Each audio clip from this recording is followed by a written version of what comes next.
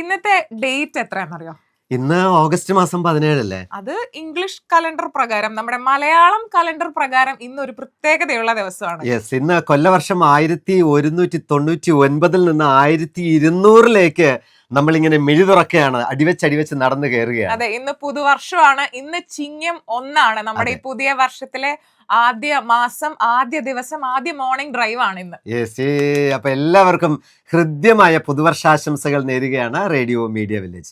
ഈ ചിങ്ങമാസം എന്ന് കേൾക്കുമ്പോൾ ചിങ്ങമാസം വന്നു ചേർന്നാൽ എന്താണ് ലില്ലിയുടെ മനസ്സിൽ ചിങ്ങമാസം കേൾക്കുമ്പോൾ ആദ്യം വരുന്നത്? എന്റെ മനസ്സിലും മിക്കവാറും നമ്മളെ കാണുകയും കേൾക്കുകയും ചെയ്തുകൊണ്ടിരിക്കുന്നവരുടെ മനസ്സിലും ചിങ്ങമാസം എന്ന് പറയുമ്പോൾ ആദ്യം ഓർമ്മ വരുന്നത് ഓണമായിരിക്കും. അടിപൊളി ഓണമാണല്ലേ.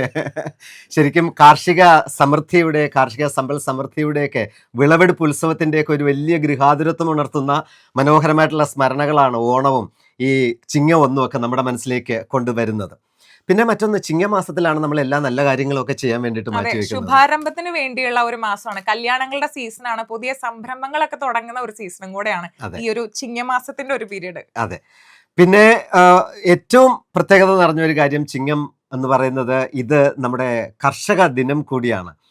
ചിങ്ങം 1 എന്ന് പറയുന്നത് നമ്മൾ മലയാള നാട്ടിൽ കർഷക ദിനമായിട്ട് ആചരിക്കുന്നു. നമുക്കറിയാം 365 ദിവസവും മറ്റുള്ളവർക്ക് വേണ്ടി അത്യധ്വാനം ചെയ്യുന്ന, മണ്ണിൽ പൊന്നു വിളയിക്കുന്ന, നമ്മുടെ തീന്മേശകളെ സമ്പന്നമാക്കുന്ന ഒരു വിഭാഗമാണ് കർഷകർ എന്ന് പറയുന്നത്. അവർക്ക് വേണ്ടി മാറ്റിവെച്ചിരിക്കുന്ന ഒരു ദിവസമാണ് ഈ കർഷക ദിനം, അല്ലെങ്കിൽ ചിങ്ങം 1 എന്ന് പറയുന്നത്. അതെ, അപ്പൊ ഈ കർഷക ദിനത്തെ പറ്റിയും അല്ലെങ്കിൽ കൃഷിയെ പറ്റിയൊക്കെ പറയുമ്പോൾ പരക്കെയുള്ള ഒരു പരാതിയാണ് ഈ ന്യൂ ജനറേഷൻ കുട്ടികളൊന്നും ഒരുപാട് കൃഷിയിലേക്ക് തിരിയുന്നില്ല എന്നൊരു കാര്യം. അതെ, ശരി. അത് അത്തരത്തിലൊരു പരാതി ഉണ്ട് പൊതുവെ. പക്ഷെ ആ പരാതിക്ക് ഇവിടെ ഒരു പരിഹാരം ഉണ്ട്. അതേസമയം കാരണം യൂട്യൂബിൽ നിന്നും ഈ കൃഷിക്ക് വേണ്ട സാങ്കേതിക വിദ്യകളെല്ലാം പഠിച്ചെടുത്ത് സക്സസ്ഫുൾ ആയിട്ടുള്ള ഒരു കൃഷി ബിസിനസ് നടത്തിക്കൊണ്ട് പോകുന്ന 3 സഹോദരന്മാരെ പറ്റിയാണ് ഇന്ന് പറയാനുള്ളത്. യെസ്, അപ്പോൾ യങ്സ്റ്റേഴ്സ്, പുതുതലമുറ കൃഷിയിലേക്ക് വരുന്നു എന്നുള്ള വളരെ ആവേശകരമായിട്ടുള്ള, നമ്മുടെ മനസ്സിന് ഒരുപാട് ഇൻസ്പിറേഷൻ നൽകുന്ന ഒരു സ്റ്റോറിയാണ് പറയുന്നത് ഇടുക്കിയിൽ നിന്ന്, അല്ലേ? അതെ, ഇടുക്കിയിൽ നിന്നുള്ള 3 സഹോദരന്മാരായിട്ടുള്ള ലിൻറ്റോ വർഗീസ്, ലിൻസ് വർഗീസ്, ലിജോ വർഗീസ്, ഇവര് 3 പേരും ചേർന്ന് 8 വർഷമായിട്ട് നടത്തിക്കൊണ്ടുവരുന്ന ഒരു നഴ്സറി ഉണ്ട്. അതിനകത്ത് ഫ്രൂട്ട്സും വെജിറ്റബിൾസും മറ്റു തൈകളും എല്ലാം